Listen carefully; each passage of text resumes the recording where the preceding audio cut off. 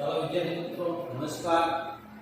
મારા પ્રોફેસર ફરીથી ભાગ્યદેવ વિદ્યા મંદિર શાળા ભૈરવથી તમામ વિદ્યાર્થીઓને આવકારું છું. અને આપણા વિડિયો લેક્ચરના માધ્યમ દ્વારા આ વિડિયોની અંદર આ લેક્ચરની અંદર આપણે છેલ્લે જોયું ભારતનો પ્રાકૃતિક વારસો. હવે આ લેક્ચરની અંદર આપણે જોવાનું છે ભારતનો સાંસ્કૃતિક વારસો અને ભારતના સાંસ્કૃતિક વારસામાં સમાવેશ થતી બાબતો. તો જોઈએ આમાં ભારતનો સાંસ્કૃતિક વારસો. તો પેલો પ્રશ્ન છે કે સાંસ્કૃતિક વારસો એટલે શું? સાંસ્કૃતિક વારસો એટલે શું?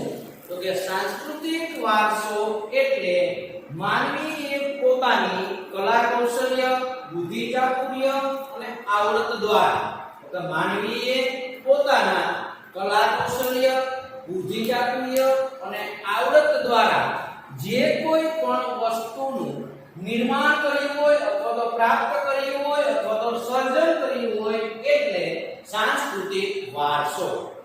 સાવ ટૂંકમાં એક લીટીમાં કહીએ તો માનવી દ્વારા જે કોઈ પણ વસ્તુનું સર્જન કરવામાં આવેલું હોય તે વસ્તુનું સર્જન થયું હોય તે સાંસ્કૃતિક વારસો. ટૂંકમાં કે જેનું નિર્માણ માનવી દ્વારા થયું. તો કે કઈ રીતે? તો ભારતની અંદર જોઈએ તો જે પ્રાકૃતિક વારસાનું મહત્વ છે એટલું સાંસ્કૃતિક વારસાનું છે. આ પ્રશ્ન એવો થાય કે ભારતનો સાંસ્કૃતિક વારસો એટલે શું? ભારતના સાંસ્કૃતિક વારસામાં સમાવિષ્ટ થતી બાબતો સમજાવો. તો કે ભારતનો સાંસ્કૃતિક વારસો આપણે જોયું. એની અંદર જોઈએ તો કે ભારતના સાંસ્કૃતિક વારસામાં જોઈએ તો ભારતે વિશ્વને વૈવિધ્યપૂર્ણ અથવા તો વિવિધતા ભરેલો એક સમૃદ્ધ વારસાઓની ઘણી ભેટ આપેલી છે. ટૂંકમાં કે ઘણી બાબતોનું સર્જન કરીને આપેલું છે. સાંસ્કૃતિક વારસો એટલે માનવ સર્જિત વારસો અથવા તો સાંસ્કૃતિક વારસો એટલે કે જે બાબતોનો માનવી દ્વારા સર્જન થયેલું. આ સમયગાળા દરમિયાન જોઈએ તો ભારતની અંદર અનેક પ્રકારની વિદેશી પ્રજાઓનું આગમન થયું. એટલે કે ભારતમાં બહારથી અનેક વિદેશી પ્રજાઓ ભારતમાં રહેવા માટે આ વિદેશી પ્રજાઓમાં જોઈએ તો આર્યોથી લઈને હુનો આવ્યા, શકો આવ્યા, છત્રપો આવ્યા, ઈરાની પ્રજા, તુર્કી પ્રજા, મુગલો આવ્યા. આ ઉપરાંત જોઈએ તો આરબો આવ્યા, પારસીઓ આવ્યા, અંગ્રેજો અને છેલ્લે ફ્રેન્ચો જેવી પ્રજાઓ ભારતમાં. આ પ્રજા ભારતમાં આવી અને ભારતીય પ્રજાની અથવા તો ભારતીય સંસ્કૃતિ સાથે એને પોતાની સંસ્કૃતિનું આદાન પ્રદાન થયું. એટલે કે એની સંસ્કૃતિ અને આપણી સંસ્કૃતિનો સમન્વય થયો. આ સમન્વયને કારણે ભારતીય સંસ્કૃતિ સમૃદ્ધ બની. અહીં એવો પ્રશ્ન લખી શકાય કે ભારતીય સંસ્કૃતિ, ભારતનો સાંસ્કૃતિક વારસો એટલે શું? એટલે ભારતનો સાંસ્કૃતિક વારસો શા માટે અથવા કેવી રીતે સમૃદ્ધ બન્યો? ફરીથી રિપીટ કરી દઉં છું કે સાંસ્કૃતિક વારસો એટલે શું? તો કે સાંસ્કૃતિક વારસો એટલે કે માનવીએ પોતાની કલા કૌશલ્ય, બુદ્ધિ ચાતુર્ય અને આવડત દ્વારા જે કાંઈ મેળવેલું હોય અથવા જે કોઈનું સર્જન કરેલું હોય, કોઈ વસ્તુ પ્રાપ્ત કરેલી હોય એટલે સાંસ્કૃતિક વારસો. આ સાંસ્કૃતિક વારસામાં જોઈએ તો ભારતે વિશ્વને વૈવિધ્યપૂર્ણ સાંસ્કૃતિક વારસો આપેલો. ટૂંકમાં કહીએ તો સાંસ્કૃતિક વારસો એટલે કે માનવ સર્જિત વારસો. ભારતનો સાંસ્કૃતિક વારસો સમૃદ્ધ બન્યો. શા માટે? તો કે આ સમયગાળા દરમિયાન ભારતની અંદર અનેક પ્રકારની વિદેશી પ્રજાઓનું આગમન થયું. મીન્સ કે અનેક પ્રકારની વિદેશી પ્રજાઓ પોતાના રાષ્ટ્રમાંથી ભારતમાં આપણી પ્રજાઓ સાથે રહેવા લાગ્યા. આપણી સંસ્કૃતિઓ સાથે તેઓ રહેવા લાગ્યા. આથી ભારતીય સંસ્કૃતિ અને અન્ય આવેલી પ્રજાઓની સંસ્કૃતિ વચ્ચેનો સમન્વય થયો. આમ બંનેની સંસ્કૃતિનું આદાન પ્રદાન ધર્યું એટલે કે આપણી સંસ્કૃતિમાં બી અમુક તત્વો એને લીધા, એની સંસ્કૃતિના એવા તત્વો આપણે લીધા, જેને કારણે આપણી સંસ્કૃતિ અને એની સંસ્કૃતિનું આદાન પ્રદાન થયું એટલે કે આપલે થયું, જેને કારણે સંસ્કૃતિ સમૃદ્ધ બની. ત્યારબાદ જોઈએ તો પ્રશ્ન ભારતીય સંસ્કૃતિના વારસામાં આવે છે, પણ અલગ જોઈએ એવો પ્રશ્ન પૂછાય કે ભાઈ ભારતીય સાંસ્કૃતિક વારસામાં ભારતે કઈ કઈ બાબતોની ભેટ આપી છે, તો અહીંથી પ્રશ્ન બદલે છે. આખો પ્રશ્ન પૂછાય કે ભારતનો સાંસ્કૃતિક વારસો એટલે શું, વિગતે ચર્ચા કરો તો તમારે આખો પ્રશ્ન લખવાનો થાય. પણ એટલું પૂછાય અથવા તો પ્રાગૈતિહાસિક સમયમાં ભારતે વિશ્વની પ્રજાને શું ભેટ આપી સાંસ્કૃતિક વારસા તરીકે, તો હવે પછીની બાબતો છે લખવાની થાય છે. તો કે પ્રાગૈતિહાસિક સમયથી ભારતે વિશ્વની પ્રજાને સાંસ્કૃતિક વારસાની અંદર ઘણી બધી બાબતોની ભેટ આપી.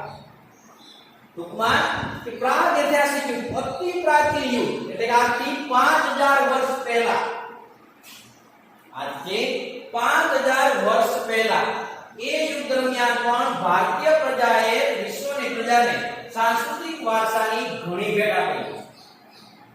ઉદાહરણ તરીકે જોઈએ તો ભારતની અંદર જે શિલ્પ અને સ્થાપત્યની કળા છે, એ શિલ્પ અને સ્થાપત્યની કળા 5000 વર્ષ જૂની કળા છે. કેટલા વર્ષ જૂની, તો કે શિલ્પ અને સ્થાપત્યની કળા 5 વર્ષ જૂની કળા છે. આની અંદર જોઈએ તો સિંધુ ખીણના સંસ્કૃતિનો અવશેષોનો સમાવેશ પણ આમાં થાય છે કે વર્ષો પહેલા સિંધુ ખીણની સંસ્કૃતિમાંથી ઘણી વસ્તુઓ મળી આવેલી હતી. આ વસ્તુઓમાં જોઈએ તો દેવી દેવતાઓના મળી આવેલા પ્રતીકો, માનવ શિલ્પો, પશુઓ, રમકડાઓ, તેમજ તમારી બુકની અંદર ચિત્ર આપેલું છે દાઢીવાળા પુરુષનું શિલ્પ. તે ઉપરાંત જોઈએ તો નર્તકીની મૂર્તિ, આ વગેરે મળી આવી. આ જ હરોળની અંદર જોઈએ તો એક યુગ આવ્યો ને એ યુગ એટલે કે મૌર્ય યુગની શરૂઆત. આ મૌર્ય યુગના સમયગાળા દરમિયાન પણ ભારતીય પ્રજા દ્વારા ભારતની અંદર અનેક સાંસ્કૃતિક વારસાની વસ્તુઓ બની. એમાં જોઈએ તો ઊંધા કમળ પર આપેલી સિંહ અને ઋષભનું શિલ્પ એટલે કે સિંહ અને આખલાનું ચિત્ર, ગૌતમ બુદ્ધની પ્રતિમાઓ, તે ઉપરાંત જોઈએ તો કાલખંડની અંદર આવેલી જૈન ધર્મની પ્રતિમાઓ. ત્યાર પછીનો ગાળો એટલે કે રાષ્ટ્રકૂટ વંશના રાજાનો ગાળો. તો કે રાષ્ટ્રકૂટ વંશના રાજાઓએ પણ આપણને અનેક પ્રકારની પ્રાકૃતિક બાબતોની ભેટ આપી. આ માર્કેટની અંદર જોઈએ તો સૌથી મહત્વની ગુફા એટલે કે ઇલોરાની ગુફા, જે આપણે ત્રીજા અને છઠ્ઠા બંને પાઠની અંદરનો વિગતે અભ્યાસ કરીશું. તો કે ઇલોરાની ગુફા એને પણ આપણે સાંસ્કૃતિક વારસાની અંદર સમાવેશ થાય છે. આમ આ તમામ સાંસ્કૃતિક વારસાની બાબતો દ્વારા આપણે આજે પણ આ સાંસ્કૃતિક વારસા પ્રત્યે આદર અને ગર્વ અનુભવીએ છીએ. આમ આ તમામ વસ્તુનો સમાવેશ આપણે ભારતના સાંસ્કૃતિક વારસાની અંદર સમાવેશ કરીએ છીએ.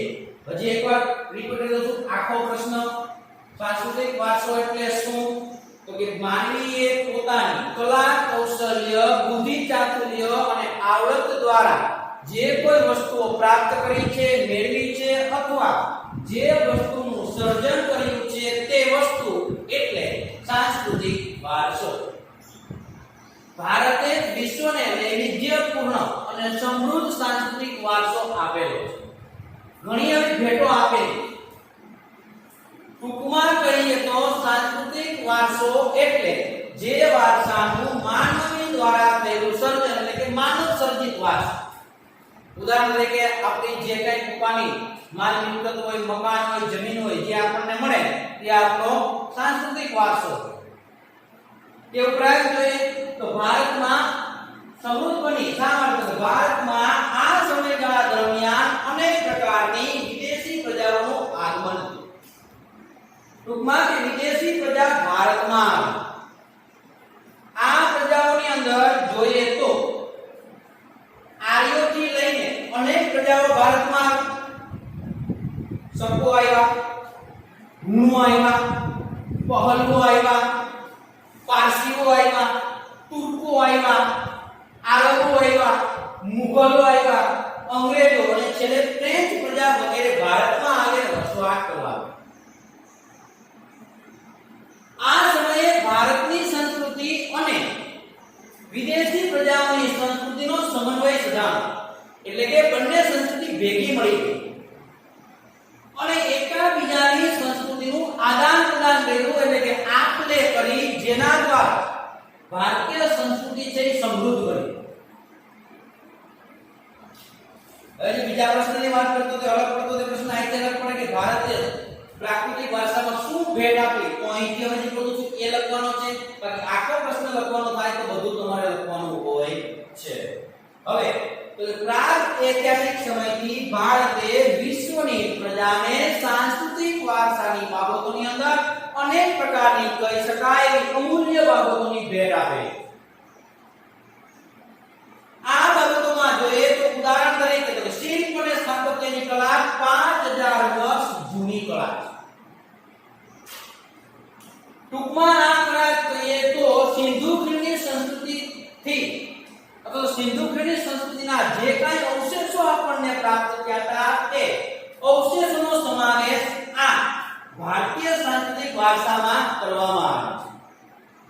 આ વસ્તુઓમાં જોઈએ તો આપણને મળેલી સાંસ્કૃતિક વારસામાં આજથી 5000 વર્ષ પહેલા અથવા તો સિંધુ ખીણની સંસ્કૃતિના ઉત્ખનન દરમિયાન મળેલી વસ્તુઓમાં જોઈએ તો દેવી દેવતાઓના પ્રતીકો, માનવીના શિલ્પો, પશુઓ, રમકડાઓ, દાઢીવાળા પુરુષ અને નર્તકી એની મૂર્તિ, એટલે કે નાચતી કોઈ પણ જે નર્તકી હતી એની મૂર્તિ. આ સમયગાળા દરમિયાન જોઈએ તો નવો યુગ આવ્યો ને એ યુગ એટલે કે મૌર્ય યુગ. એટલે કે મૌર્ય યુગ દરમિયાન ઊંધા કમળ પર સિંહ અને વૃષભનું શિલ્પ, ગૌતમ બુદ્ધની પ્રતિમાઓ, કાલા ખંડની અંદર આવેલી જૈન પ્રતિમાઓ આ વગેરે મળી. ત્યાર પછીનો ગાળો જોઈએ એટલે કે રાષ્ટ્રકૂટ વંશના રાજાઓનો સમયગાળો. આ રાષ્ટ્રકૂટ વંશના રાજાઓના સમયગાળા દરમિયાન પણ ઇલોરાની ગુફા એ આજે પણ આપણા સાંસ્કૃતિક વારસા પ્રત્યે આદર અને ગર્વ અનુભવે છે, જેનો સમાવેશ WHP માં પણ થયેલો છે, એટલે કે વર્લ્ડ હેરિટેજ પ્લેસ, વૈશ્વિક વારસાના સ્થળોની અંદર એનો સમાવેશ કરવામાં આવેલો છે. તો આમ આ તમામ બાબતો છે એ તમામ બાબતોનો આપણે ભારત સાંસ્કૃતિક વારસાની અંદર સમાવેશ થાય છે. આપણે ભણ્યા કે ભારતનો સાંસ્કૃતિક વારસો એટલે શું, તેમાં સમાવિષ્ટ થતી બાબતો. અને પ્રાગ ઐતિહાસિક સમય એટલે કે ભારતે વિશ્વની પ્રજાને પ્રાગ ઐતિહાસિક સમયગાળા દરમિયાન કેવી અમૂલ્ય બાબતોની ભેટ આપી એનો અભ્યાસ આપણે કરીએ. હવે આ ઉપરાંત જોઈએ તો આપણા સાંસ્કૃતિક વારસાની અંદર જોઈએ તો મંદિરો, શિલાલેખો, સ્તૂપો, તે ઉપરાંત જોઈએ તો રાજમહેલો, તે ઉપરાંત મકબરાઓ, મસ્જિદો, કિલ્લાઓ, ગુંબજો આ વગેરેનો આપણે સમાવેશ ભારતના સાંસ્કૃતિક વારસાના સ્થળો તરીકે કરીએ છીએ. ફરી રિપીટ કરું છું, મંદિરો, ગુંબજો, મકબરાઓ, સ્તૂપો, રાજમહેલો આ વગેરે બાંધકામો છે એ બાંધકામોનો આપણે સાંસ્કૃતિક વારસાના સ્થળો તરીકે આપણે સમાવેશ કરીએ છીએ. આ ઉપરાંત જોઈએ તો આપણા સ્વાતંત્ર્ય સાંસ્કૃતિક સ્થળોની અંદર જોઈએ તો બારડોલી આશ્રમ, ગાંધી આશ્રમ, તે ઉપરાંત શાંતિ નિકેતન કલકત્તામાં આવેલું, વર્ધા આ વગેરેનો આપણે સાંસ્કૃતિક વારસાના સ્થળો તરીકે ઉપયોગ કરીએ છીએ. આ ઉપરાંત જોઈએ તો આ સમયગાળા દરમિયાન આપણા દેશની અંદર અનેક પ્રકારની લિપિઓ, અનેક પ્રકારની ભાષાઓ આ બાબતો ઉપરાંત અંકો, શૂન્યની શોધ થઈ, ગણિતના જે કાંઈ બાબતો હતી એવી શોધો થઈ. આ જે કાંઈ શોધો છે એ તમામે તમામનો ઉલ્લેખ અથવા તો સમાવેશ આપણે સાંસ્કૃતિક વારસાની અંદર કરવામાં આવે છે. તો આમ ભારતનો સાંસ્કૃતિક વારસો વૈવિધ્યપૂર્ણ અને સમૃદ્ધ વારસો છે. અહીંયા આપણો સાંસ્કૃતિક વારસો ભારતનો અને ભારતનો પ્રાકૃતિક વારસો છે કે પ્રાકૃતિક વારસાના પ્રશ્નો હતા એ પૂર્ણ થાય તેમાં સમાવેશ થતી જે કાંઈ બાબતો છે એ ખૂબ જ ઊંડાણપૂર્વક અભ્યાસ કર્યો કે કેવી કઈ બાબતોનો સમાવેશ કરવામાં આવે છે, પ્રાકૃતિક વારસો કોને કહેવાય, સાંસ્કૃતિક વારસો કોને કહેવાય, કઈ રીતે એનું નિર્માણ થાય છે, એને કેવી કેવી બાબતોની ભેટો આપેલી છે, કઈ કઈ બાબતોમાં સમાવેશ કરેલી છે વગેરે, કઈ કઈ ભારતમાં પ્રજાઓ આવી, કઈ પ્રજાએ પોતાની સંસ્કૃતિનું ભારતમાં આદાન પ્રદાન કર્યું. આ ઉપરાંત જોઈએ તો જે શિલ્પ અને સ્થાપત્યો છે એ શિલ્પ સ્થાપત્યોની કળાનો આપણે અનુભવ કર્યો. ત્યાંથી 5000 વર્ષ પહેલા કળા છે એ કળાનો આપણે શરૂઆતથી સિંધુ ખીણની સંસ્કૃતિનો અભ્યાસ કર્યો કે જે કાળ દરમિયાન આપણને અનેક પ્રકારની વસ્તુઓ જે માનવ સર્જિતથી પ્રાપ્ત થઈ. મૌર્ય યુગ દરમિયાન આપણને અનેક પ્રકારની વસ્તુઓ પ્રાપ્ત થઈ. આ ઉપરાંત જોઈએ તો રાષ્ટ્રકૂટ વંશના રાજાઓ દ્વારા પણ આપણને ઇલોરા, અજંતા ને એલિફન્ટ તેમજ ઇલોરાની ગુફાનો આપણે અભ્યાસ ઉલ્લેખ કર્યો એ આપણને જોવા મળે કે જેનો WHP માં પણ સમાવેશ થયેલો છે. આ ઉપરાંત જોઈએ તો આપણે મંદિરો, સ્થાપત્યો, મહેલો, રાજમહેલો, સ્તૂપો, મકબરાઓ, ગુંબજો વગેરેનો આપણે અભ્યાસ કર્યો કે જેનો સમાવેશ આપણે આપણા સાંસ્કૃતિક વારસામાં કરીએ છીએ. આ ઉપરાંત જોઈએ તો આપણા સ્વાતંત્ર્ય સાંસ્કૃતિક વારસાના સ્થળોમાં જોઈએ તો ગાંધી આશ્રમ, બારડોલી, શાંતિ નિકેતન કલકત્તા, વર્ધા. આ ઉપરાંત જોઈએ આપણા દેશની અંદર અનેક પ્રકારની લિપિઓની શોધ થઈ, અનેક પ્રકારની બાબતોને જોઈએ તો શૂન્યની શોધ થઈ, ગાણિતિક અંકોની શોધ થઈ કે જે આર્યભટ્ટ દ્વારા આપણને પાઈની કિંમતની શોધ કરવામાં આવી. આમ વગેરે બાબતો જે કાંઈ છે એ તમામ બાબતો વિધિ વિધાન, ધર્મ, વનસ્પતિ શાસ્ત્ર, વાસ્તુશાસ્ત્ર આવા અનેક પ્રકારના જે કાંઈ બાબતો છે તે તમામ બાબતોની આપણને એક સારા એવા તત્વચિંતકો અને સારા એવા શાસ્ત્રીઓ દ્વારા આપણને આપણા ભારતીય સંસ્કૃતિમાં સમાવેશ થાય એ વખતે તમામ બાબતોનો આપણે આ એકમની અંદર એટલે કે અહીં સુધીનો જે કાંઈ આપણા ટોપિકો હતા કે જે ભારતનો સાંસ્કૃતિક વારસો, ભારતનો પ્રાકૃતિક વારસો, ભારતનો વારસો એટલે શું, આપણે તમામ વસ્તુનો પહેલેથી આપણે અભ્યાસ કર્યો. અહીંયા આપણે છેલ્લે ભારતનો સાંસ્કૃતિક વારસો, ભારતનો પ્રાકૃતિક વારસો તેમજ ભારતના સાંસ્કૃતિક વારસા અને ભારતના પ્રાકૃતિક વારસામાં સમાવેશ થતી જે કાંઈ બાબતો છે એ તમામ બાબતોનો આપણે અહીંયા અભ્યાસ કર્યો. અહીંયા આપણી સાંસ્કૃતિક વારસો અને પ્રાકૃતિક વારસો છે એ પ્રાકૃતિક તો આપણે અહીંયા પહેલેથી જોઈએ તો આખો અભ્યાસ કર્યો. આપણા અભ્યાસની અંદર જોઈએ તો ભારતના સાંસ્કૃતિક અને પ્રાકૃતિક વારસાના પ્રકારો જોઈએ. કઈ કઈ બાબતો સમાવેશ થશે ફરીથી તમને રિપીટ કરું છું. તો સર્જન થયું અનેક બાબતો આપણને મળી મૌર્ય યુગ દરમિયાન, સિંધુ ખીણની સંસ્કૃતિ દરમિયાન. ટૂંકમાં કે સાંસ્કૃતિક અને પ્રાકૃતિક વારસાની અંદર કઈ કઈ બાબતોનો સમાવેશ થાય છે એ તમામ બાબતોનો આપણે આ લેક્ચરની અંદર અને આ એકમની અંદર આવા જે કાંઈ આપણા ટોપિક હતા એ ટોપિક ઉપર આપણે ખૂબ જ ઊંડાણપૂર્વક અભ્યાસ કર્યો છે. તે ઉપરાંત આપણે જે કાંઈ શૂન્યની શોધ થઈ જોયું, મંદિરો, રાજમહેલો, સ્તૂપો, વિહારો આ વગેરે બાબતો છે તે તમામ બાબતો જોઈ. આપણા સ્વાતંત્ર્ય જે કાંઈ સ્થળો છે સાંસ્કૃતિક વારસાના એનો આપણે અભ્યાસ કર્યો કે બારડોલી, ગાંધી આશ્રમ, વર્ધા, શાંતિ નિકેતન કલકત્તા. તે ઉપરાંત જોઈએ તો શૂન્યની જે શોધ થઈ તે ઉપરાંત વનસ્પતિ શાસ્ત્ર, વાસ્તુશાસ્ત્ર આ વગેરે, ગણિતના અંકો આ વગેરેનો આપણે અભ્યાસ છે એ વગેરેનો અભ્યાસ આપણે આ એકમની અંદર કર્યો. ટૂંકમાં કે સાંસ્કૃતિક વારસો કોને કહેવાય, સાંસ્કૃતિક વારસામાં કેવી બાબતોનો સમાવેશ થાય, સાંસ્કૃતિક વારસાએ આપણને કેવી કેવી બાબતોની ભેટ આપી એ વગેરે બાબતોનો અભ્યાસ આપણે આ લેક્ચર દરમિયાન કર્યો. હવે પછીના લેક્ચરમાં આપણે ગુજરાતનો સાંસ્કૃતિક વારસા વિશે આગળ અભ્યાસ કરીશું.